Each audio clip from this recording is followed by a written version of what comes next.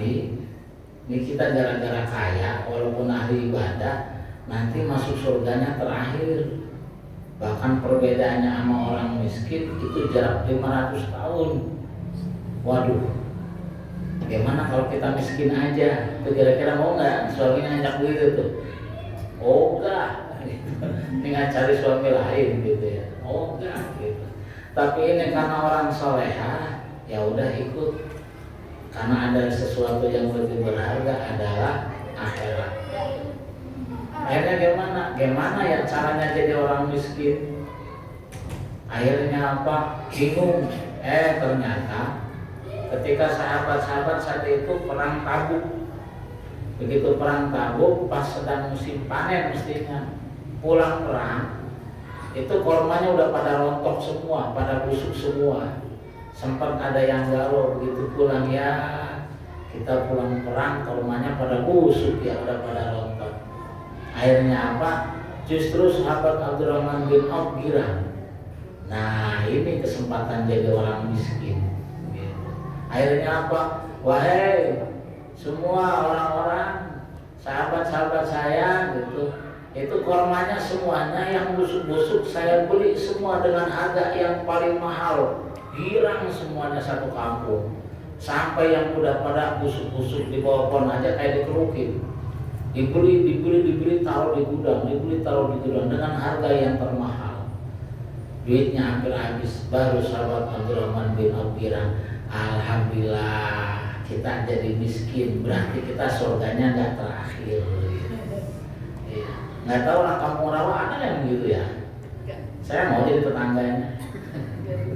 Bukan jadi orang miskin, jadi tetangganya gitu. Tapi dasarnya apa? Uratnya urat kaya, pengen jadi miskin aja nggak bisa. Tahu-tahu di Yaman itu ada kejadian wabah, kalau kata kita mah kayak kemarin corona gitu. Wabah.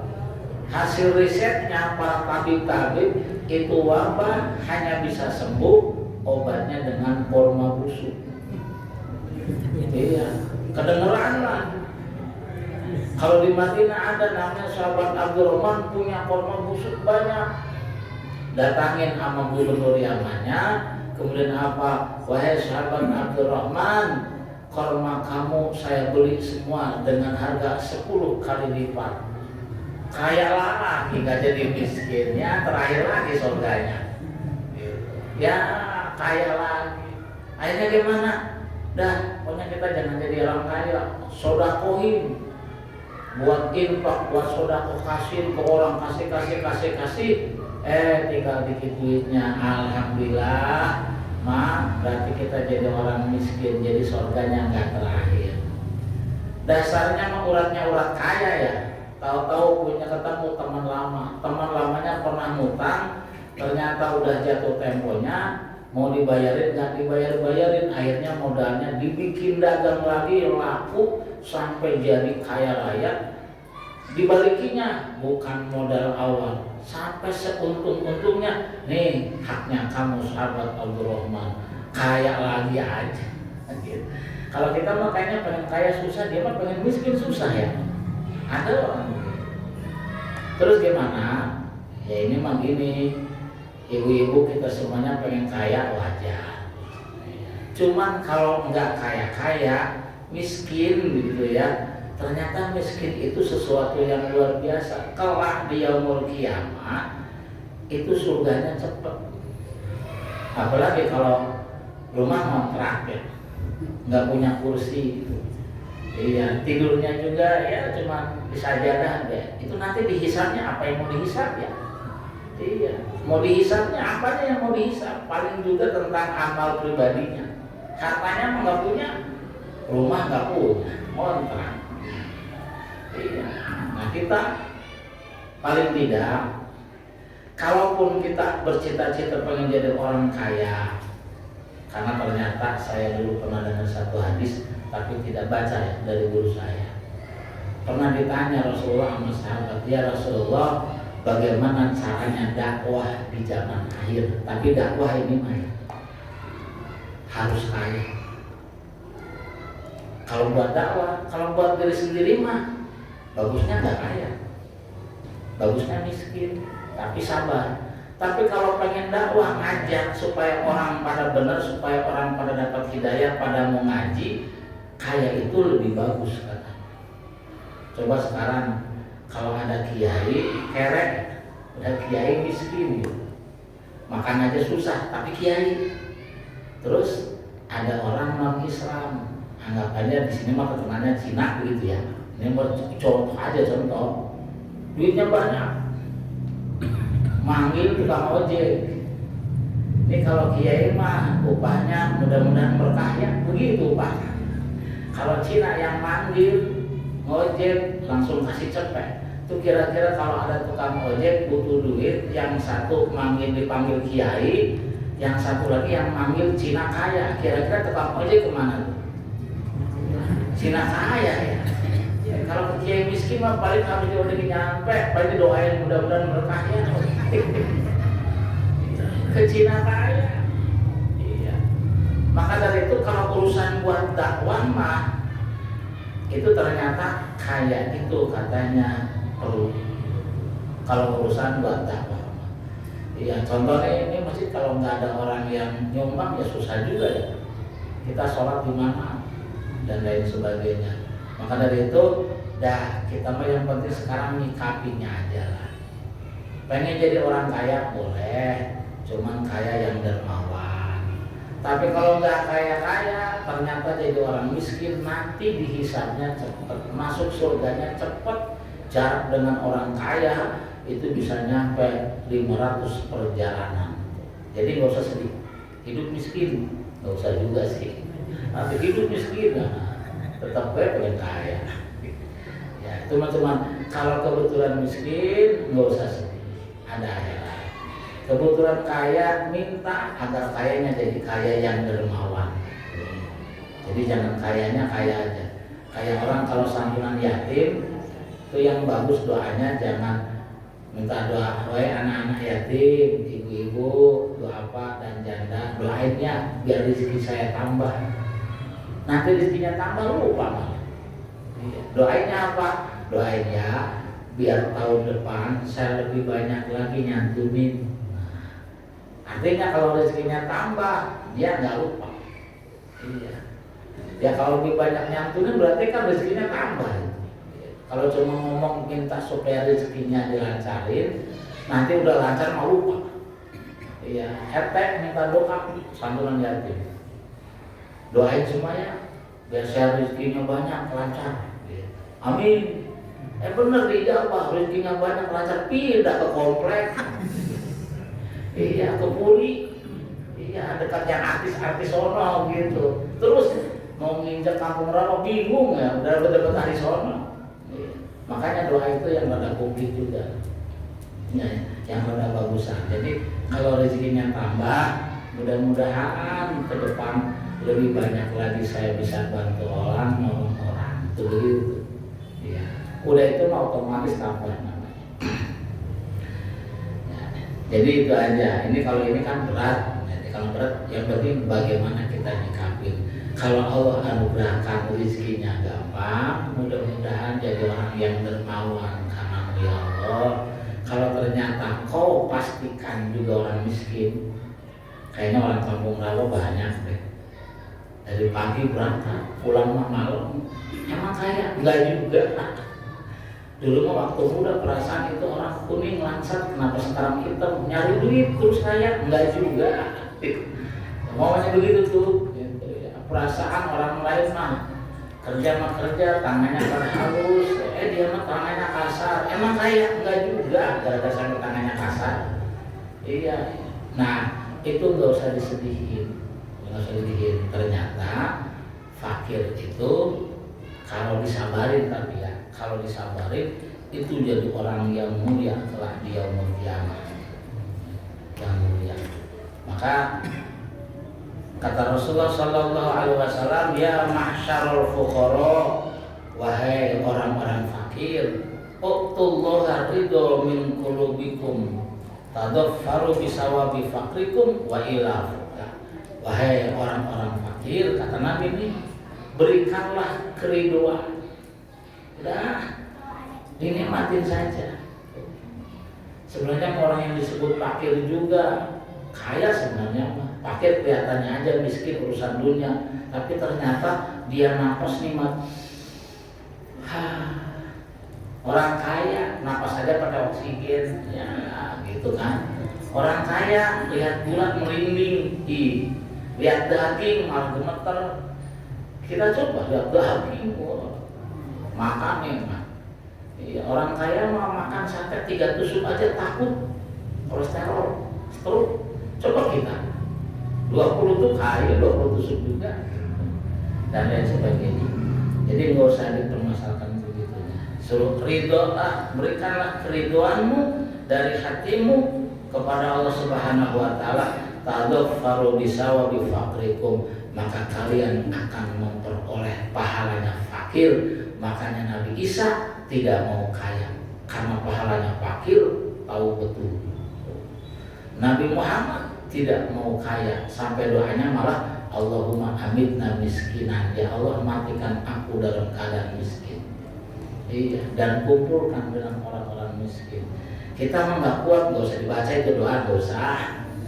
Iya, menengah Allahumma ya goniu ya gitu, ya goniu gitu. Minta kaya dan sebagainya. Tapi kalau nggak kaya, sabar. Begitu aja udah. Syukur sih bisa gitu. Bismillahirrahmanirrahim. Orang saya aja kalau dikasih orang, ini dikasih tanah segede gini, sama kasih berlian segede gini mana? Ya pasti berlian. Karena pengen kaya ya. Tapi ada orang yang nggak mau. Itu orang udah aneh. Bismillahirrahmanirrahim. Terus kadang-kadang ada orang begini, ada yang milih mati, gitu kan? Kalau bisa mah jangan. Kenapa? Cita-cita orang yang sudah mati sedunia, cita-cita orang yang kaya udah amalnya hebat banget, milih mati. Kalau suruh milih mati, sama hidup pilihan mana? Mendingan mati. Emang kenapa? Capek hidup. Iya, itu kayak orang namanya udah banyak. Ternyata cita-cita orang mati sedunia itu pernah pesen, ya Allah kasih kesempatan 1 menit saja. Agar apa? Agar saya bisa sedekah. Itu cita-cita pertama orang mati. Semua orang yang sudah meninggal sedunia itu pada ngarepin pengen hidup lagi, cuma mengharapinnya apa? Kalau saja aku kasih waktu 1 menit saja, niscaya aku akan sedekah ya Allah. Terus bagusnya apa? Mendingan tetap panjang umur tapi jadi orang ahli bantu orang, nolong orang. Jadi cita-cita orang mati yang sudah amalnya banyak saja itu masih berpikir kalau saja kau anugerahkan kesempatan sedikit aja lagi, niscaya aku akan sedekah. Jadi dah kita hebatnya kayak apa, kelihatannya solehnya kayak apa, nggak usah hebat banget milih mati gitu. Iya, maksudnya mati gimana ya? Mati ternyata orang mati aja masih punya cita-cita. Kalau dikasih kesempatan hidup sekali saja, sebentar saja, niscaya aku akan sedekah. Berarti bagusannya panjang umur tapi buat beramal. Cita-citanya orang mati begitu. Kita belum mati, belagu pengen mati. Kayak orang udah soleh banget. Bismillahirrahmanirrahim. Yang kedua, wadulu ala izzi. Ini kayaknya berat-berat semua. Memilih diremehin di dunia mah daripada dimuliain. Ya, diremehin. Maksudnya mah nggak perlulah dihormati gitu. Pengennya diremehin orang juga nggak apa-apa, karena dia mah lebih milih akhirat. Diremehin juga, diremehin, nggak dihormati, nggak diapa-apain, itu enteng hidupnya. Ya, orang terhormat, apalagi nih mohon maaf nih sedang musim nih, sedang musim. Kalau saya sih berpendapat orang soleh, keturunan Gus, keturunan Nabi, Habib, kan itu bagus ya. Keturunan Nabi, Habib bagus. Orang ahli ibadah bagus. Cuman kalau nggak alim, jangan banyak ngomong, bahaya. Habib kalau tidak alim, Gus kalau tidak alim, anaknya kiai kalau tidak alim, jangan suka ceramah, jangan suka berfatwa, bahaya besar. Sebab kalau sudah anaknya kiai, kalau sudah habib, orang pasti lebih percaya. Sementara enggak alim, bikin sesat. Iya, contoh umpamanya ada orang gara-gara puasa rajin, tahajudnya rajin, ya kan? Udah tahajudnya rajin, puasanya rajin, ibadahnya rajin, soleh banget. Tapi nggak ngerti, nggak ngaji. Itu oleh orang pasti ucapannya didengar, padahal dia bodoh, dia ceramah, bahaya, bikin nyasar. Iya. Orang soleh mah cukup kita hormatin. Habib yang tidak alim cukup kita hormatin. Gus yang tidak alim cukup kita hormatin. Jangan diikutin. Jangan diikutin. Yang diikutin mah orang alim. Gus yang alim, kiai yang alim, cuma bukan kiai dipanggil, habib yang alim baru diikutin. Karena itu sesuai dengan ilmu. Di kampung saya ada bu, waduh puasanya cakep kali tirakat 7 tahun, kecuali Idul Fitri, Idul Adha, puasa sampai akhirnya hatinya itu nebaknya itu banyak benernya, kayaknya kan ada yang datang dia tamu benar. Orang naik sepeda kayaknya sebenarnya jatuh deh, benar jatuh. Apapun firasatnya kuat. Akhirnya hukum fikih pakainya perasaan. Bahaya itu. Udah kadung kalau berdoa gampang dijawab. Dia rajin ibadah. Berfatwa bikin sesat. Bikin sesat. Itu kesimpulannya sekarang nih yang sedang rame-rame. Kalau bisa, ya kalau bisa, kalau mau manggil Gus, manggil kiai, manggil habib yang alim. Jangan yang penting bisa ngomong, bahaya. Ya, jadi kalau yang soleh, orang soleh harus kita hormati. Habib harus kita hormati. Anaknya kiai harus kita hormati. Keturunan orang hebat harus kita hormati.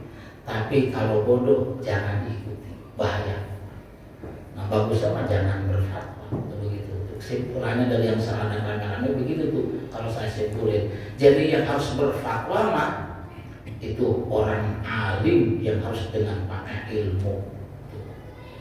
Sama bapak-bapak, ibu-ibu kalau minjem duit sama orang soleh apa sama orang punya duit? Iya, minjem duit mah sama orang yang punya duit. Jangan sama orang soleh nggak punya duit, sama keturunan orang hebat tapi nggak punya duit. Ya paling punya duit, keturunan orang hebat tapi nggak punya duit. Ya, anak pengen butuh duit nih, doain. Gitu. Ya kalau didoain ya iya lah. Tapi kalau butuh duit, kalau mau minjem sama orang yang punya duit, kalau mau minta duit sama orang yang punya duit. Jangan sama orang soleh nggak punya duit, sama orang keturunan hebat nggak punya duit, nggak bakal dapet. Iya, nggak bakal dapet. Begitu pula kita kalau mau ngaji sama orang yang berilmu, bukan sama orang keturunan hebat, bukan sama keturunan kiai, bukan sama keturunan raja, bukan sama keturunan hebat. Kalau ngaji mah, belajar mah harus sama orang yang berilmu, begitu. Ya, biar ada, kita harus bersikap seperti apa. Tapi kepada mereka kita harus muliakan, kita harus hormati. Tapi sekali lagi, urusan ngaji harus sama orang yang berilmu, bukan harus sama orang yang punya keturunan hebat tapi tanpa ilmu. Nyasar nantinya, bahaya nyasar. Apalagi keturunan orang hebat berilmu, ya itu cakep lagi. Iya, udah keturunan bapak ibunya orang hebat, keturunan kiai, keturunan rasul, berilmu, cakep itu. Lebih bagus lagi. Bismillahirrahmanirrahim. Tadi yang kedua apa tadi? Saya juga suka lupa. Jadi suruh kalau orang cerdas katanya malah suruh milih remeh daripada dimuliain. Karena kebanyakan orang mulia itu kebanyakan nggak kuat. cobaannya itu dihormati orang, itu nggak terasa kalau ujub, nggak terasa kalau sombong. Orang pada salaman bolak-balik, emang gara-gara orang salaman bolak-balik terus itu kiainya tidak mengandung dosa, bisa menimbulkan dosa karena di hatinya, wih gua dosa itu kiai juga. Iya, orang pada hormat dia dijaga-jagain. Penyakitnya apa? Nggak kelihatan. Penyakitnya apa? Ujub. Kadang-kadang salaman aja matanya mau kemana, orang salaman gini-gini. Iya, ya Allah, tangannya mah rebutan, dia mau kemana matanya. Gitu. Kenapa? Kayak ngeremehin mereka. Emang nggak dosa? Ayo, itu cobaannya orang alim, cobaannya orang yang dimuliai. Iya, duduk di depan, kayak orang paling hebat, kayak orang nggak punya dosa, kayak orang nggak punya kelemahan. Itu penyakitnya begitu, dikira itu bukan penyakit dibanding kalau orang diremehin. Diremehin, nggak ada yang salaman, nggak ada yang suruh ke depan, duduk di pojok juga nggak dapat kursi, gitu kan? Ya di pojok, gitu kan. Paling dosanya apa? Ngeluh. Kalau sabar udah cakep, sabar cakep, ngedengerin ngaji lebih cakep lagi, udah. Sebenarnya mah cobaannya orang yang diremehin dengan cobaannya orang yang dimuliakan itu lebih berat orang yang dimuliakan oleh makhluk. Lebih berat daripada orang yang dimuliakan oleh makhluk. Maka orang-orang yang luar biasa, kata Ibnu Abbas, itu diremehin lebih baik daripada dimuliain. Kalau kita makan pengen dimuliain ya, iya, pakainya keren, jalannya ditegakin, kadang-kadang sholatnya kayak Habib, Allahu Akbar, nggak mau begini dan lain sebagainya, karena cuma pengen dimuliakan, pedenya kelewatan. Bismillahirrahmanirrahim. Al-Faqru Sa'abudah tadi.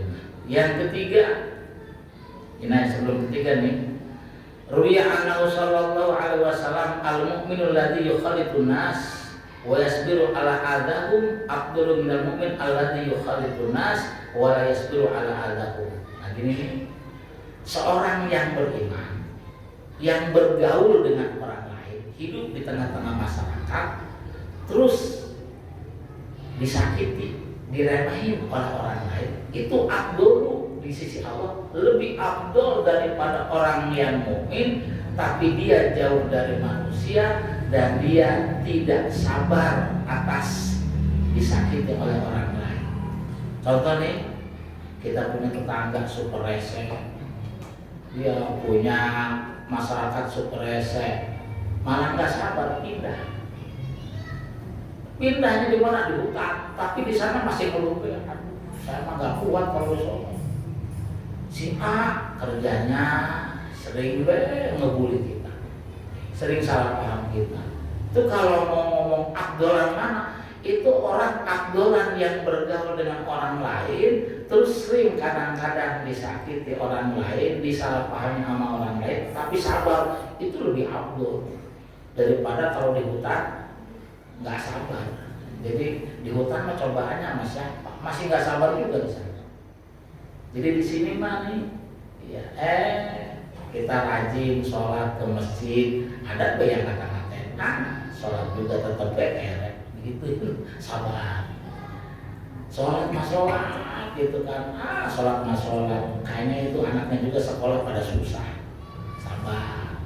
Iya, berbuat baik ada karena disalahpahami, dia masuk soleh, padahal mah, digituin sama orang, sabar. Itu abdul, lebih abdul. Iya, jadi semakin banyak cobaannya, semakin banyak ujiannya, itu lebih abdul di hadapan Allah dibanding orang yang ya disakitin dikit pindah mencil tapi tetap nggak sabar. Jadi kalau sabar itu abdul. Tidak sedikit wali-wali yang gara-gara ada yang digamparin sama bininya. Ada wali alim al-alamah, bahkan ilmunya laduni, kata Duskoyo. Ternyata kebukanya ilmu gara-gara tiap hari digamparin istrinya. padahal mah kiai gitu. Bukan diomelin, digamparin. Begitu didatangin gitu kan, akhirnya santrinya pada diem kan. Santrinya mau banyak, itu kiainya digamparin, istrinya diem. Bukan dikata-katain, digamparin. Akhirnya ditanya, kalau pas ditanya sama kiai, kenapa kiai kok digamparin sama istrinya, nggak bela diri kayak? Kan kiai itu lebih kuat daripada istrinya. Ya, ini penyebab saya dekat sama surga. Jawabannya begitu. Yang kedua, karena saya waktu nikah sama dia masih ngutang, maharnya belum bayar. Ayo, kenapa maharnya 450 real belum bayar? Maka saya wajar, saya diapa-apain sama istri saya terima. Karena ini juga menjadi penyebab saya merasa dekat sama surga. Oh, kalau kita mendingan nikah lagi. Digituin, jangankan digamparin sama bini ngomel mulu, mendingan nambah. Kalau kita iya, nambah. Ngomelin sini pindah sono ya, sono ngomel lagi pindah sini. Kalau kita emang kayak kuat aja ngomong begini ya. Modal Bismillahirrahmanirrahim.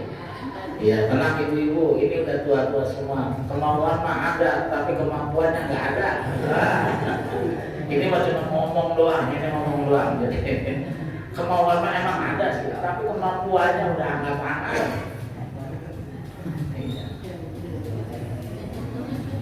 Iya, buktinya nih ada nih. Ini orang Mu'tazilah, ulama besar Mu'tazilah. Ini nggak apa-apa, ada anak kecil benar-benar nggak paham anak kecil. Ulama besar Mu'tazilah. Orang Mu'tazilah itu berkeyakinan bahwa hidup itu apa kata kita. Buktinya saya pengen minum tuh, saya bisa, saya enggak tuh. Tapi kalau Ahlus Sunnah wal Jamaah itu punya keyakinan khairihi wa syarrihi minallah. Keyakinannya la haula wala quwata illa billah. La haula, tidak ada daya melaksanakan ibadah, wala quwata, dan tidak ada kekuatan menghindar dari maksiat, illa billah, segalanya seizin Allah. Sampai Nabi Adam aja itu maksiat nggak bisa menghindar, tetap maksiat, sehingga diturunkan ke bumi. Walaupun diprotes sama Nabi Musa masuk ke alam arwah, baik Nabi Adam, ini gara-gara engkau nih kita semuanya hidup sampai di bumi. Coba ketika engkau dulu kata Allah, wala taqrabah hadhihi syajarah, jangan dekat-dekat pohon kuldi ini. Terus engkau tidak makan pohon kuldi, maka kita nggak capek-capek hidup di bumi ibadah, udah tinggal hidup di surga. Apa kata Nabi Adam? Wahai Musa, apa kamu lupa kalau kita itu cuma menjalankan skenario Allah?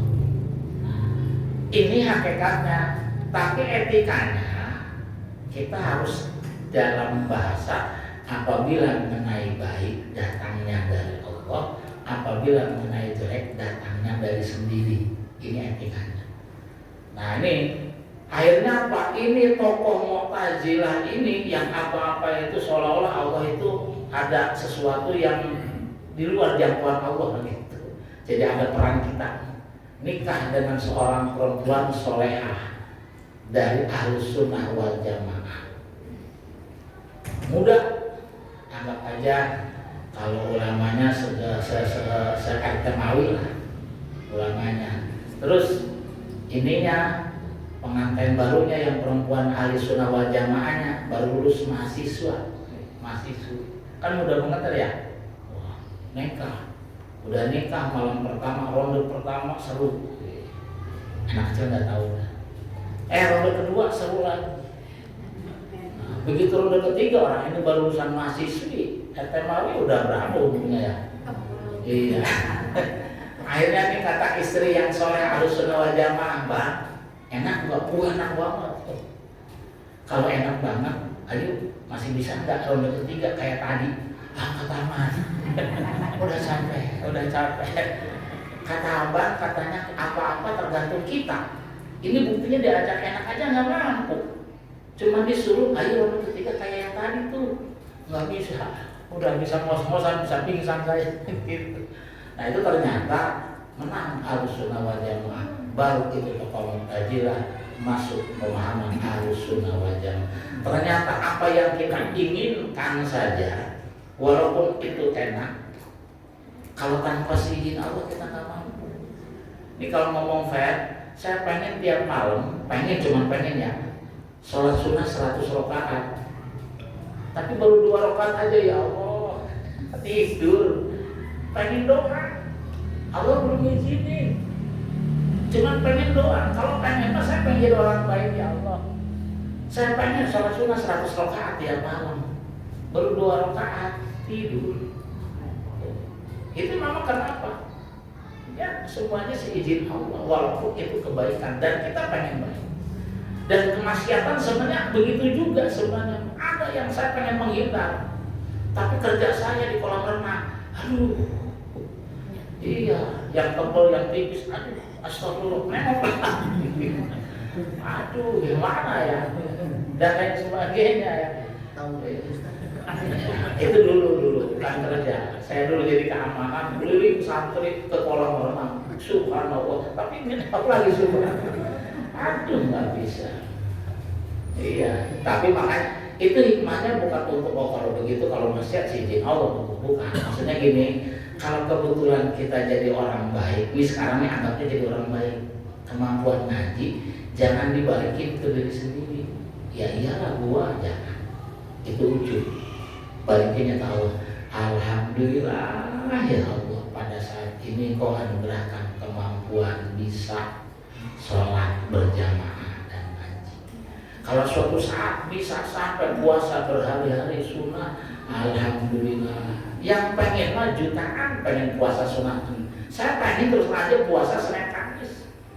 Tapi kadang-kadang melihat jam 12 yang sirop marjan gitu, kelapa hijau. Apalagi habis naik motor mulut pahit, cuma pengen doang. Ya, tapi buat sekedar pengalaman, ada satu kisah wali muda. Ini ternyata nih kita gampangnya ibadah, gampangnya berbuat baik, ada hubungannya dengan makanan minuman yang halal atau thayyibah. Terpaksa saya mau cerita, ada seorang wali muda. Itu apa? Dia tawaf sehari semalam bisa 1000 kali. Kayak termasuk akal 1000 kali, dia mah bisa cepet. Seenteng itu.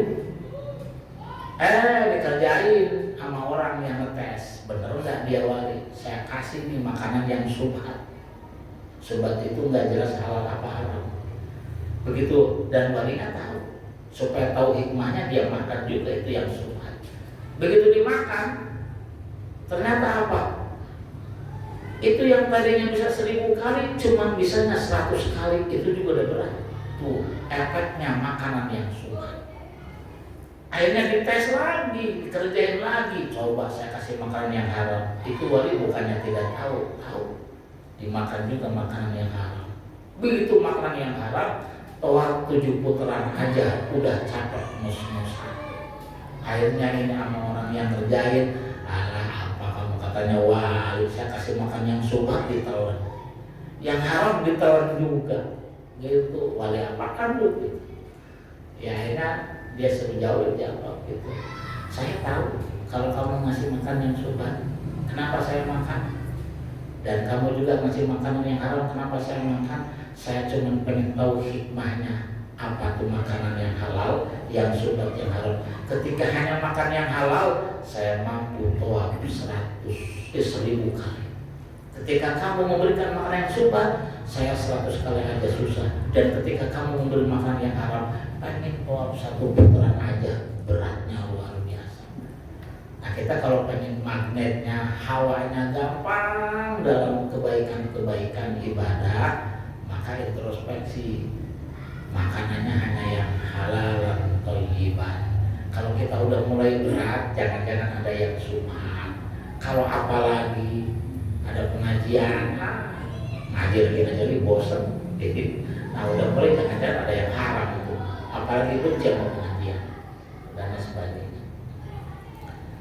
Gak apa-apa mereka kemana-mana. Bismillahirrahmanirrahim. Yang selanjutnya, wat tawadu'u alal kibri. Orang yang cerdas itu katanya memilih merendah daripada nyukur. merendah. Tawadu itu merendah. Ya, daripada begini, mendingan begini. Merendah. Bahkan dalam doa juga sampai ada doa begini dalam kitab ini. Allahumma ij'alni fi a'yuni shaghira wa fi a'yuni nasi kabira. Ya Allah, jadikanlah saya di pandangan mata saya itu saya orang yang kecil. Kita merasa kecil. Tapi di pandangan orang mah orang besar. Dan kita bukan merasa orang besar. Kita nggak merasa orang mulia. Kita nggak merasa orang yang terhormat. Tetapi mereka malah pada muliain. Itu yang bagus begitu tuh. Kita mah ngerasa remeh, ngerasa rendah, ngerasa tidak bisa apa-apa. Tapi orang pada matanya justru malah itu orang satu, orang baik. Dengan begitu daripada nih kita merasa orang besar, jalannya aja pengen dikawal, ternyata nggak ada yang mengawal. Iya, kita datang, apalagi ada acara, nungguin disebut namanya, nggak ada yang nyebut namanya, aduh yang lagi aja. Iya, kita datang ada yang nyambut, nggak ada yang nyambut. Kenapa? Kita merasa besar, padahal orang lain nggak merasa dia besar, dia orang biasa. Nggak ada yang nyambut. Itu ada acara kesel yang ada, pulang nggak bisa tidur. Iya, itu mau ada nyiksa diri. Dan mendingan kita ngerasa yang paling remeh, ngerasa yang paling rendah, ngerasa yang paling bodoh. Ya Allah, kalau ada orang yang pendosa di kampung rawa, saya yang paling banyak dosanya. Ampuni ya Allah. Ya Allah, kalau ada orang yang paling malas, saya yang paling malas. Ampuni ya Allah. Bapak-bapak sama ibu-ibu nih kesini ngaji begini hebat. Saya mah karena ngaji datang kesini juga pulang bawa amplop. Coba banyak begitu. Kan ini bagusan siapa? Bagusan bapak-bapak ibu-ibu. Kalau nggak dikasih amplop jangan-jangan kapok. Begitu. Ini kalau mau ngomong apa adanya bagusan siapa? Toh yang ngaji saya ngaji niatnya ngaji. Ibu-ibu juga ngaji, cuma bedanya saya yang ngomong, saya yang baca, ibu-ibu yang dengerin, bapak-bapak yang dengerin. Sama niatnya ngajinya ridho Allah. Ini mas saya mah ada nyari plus pulang dapat amplop. Ibu-ibu mah nggak dapat, tapi masih mau ngaji. Nah di situ sama yang ngajar ngaji atau yang ngomong juga jangan merasa lebih mulia, jangan lebih mulia bapak-bapak dan ibu-ibu. Kita mah maunya nggak kasih amplop, kayaknya apa lupa deh. Jangan-jangan terjahit ini. Terus nih sampai rumah, ya mau dibilang gimana? Kesannya nagih gitu kan. Itu kalau ngomong fair, itu bagusan siapa? Bagusan jamaahnya. Terus gara-gara ngomong merasa lebih mulia daripada yang dengerin, belum tentu. Gara-gara pakai udang-udang lebih mulia, belum tentu. Gara-gara pakai baju koko lebih mulia daripada yang pakai baju kaos, belum tentu. Maka yang terbaik mah merasa remeh, merasa biasa saja, merendah. Dan karena itulah Nabi Muhammad dipilih dari seluruh nabi adalah nabi yang paling tawadu, paling merendah, sehingga dipilih diangkat setinggi-tingginya. Gitu. Iya. Jangan panjang-panjang karena nanti komit. Bismillahirrahmanirrahim. Yang selanjutnya wal ju'u ala syar'i. Orang yang bijak itu memilih lapar daripada kenyang. Kemarin harus bingung mana? Ya siapa tahu ini sebagai sugesti. Saya nyoba lapar gitu. Cuma saya tanda tanya. Ini saya kayak nggak punya raga, kayak nggak punya jasa. Enteng banget, nikmat banget. Cuma saya mikir, karena kan saya sempat sakit gula. Apa ini gara-gara ciri-ciri mau mati? Dari situ, aduh bingung. Saya konsultasi ke orang. Tapi nikmat banget luar biasa. Seperti tidak punya badan, seperti tidak punya jasad. Saya coba kurangin makan sampai saking entengnya, ya Allah nikmat banget. Kayak nggak punya rasa. Mau kena kipas kayak kenapa? Enggak, kayak nggak punya badan. mau tiru ngeletak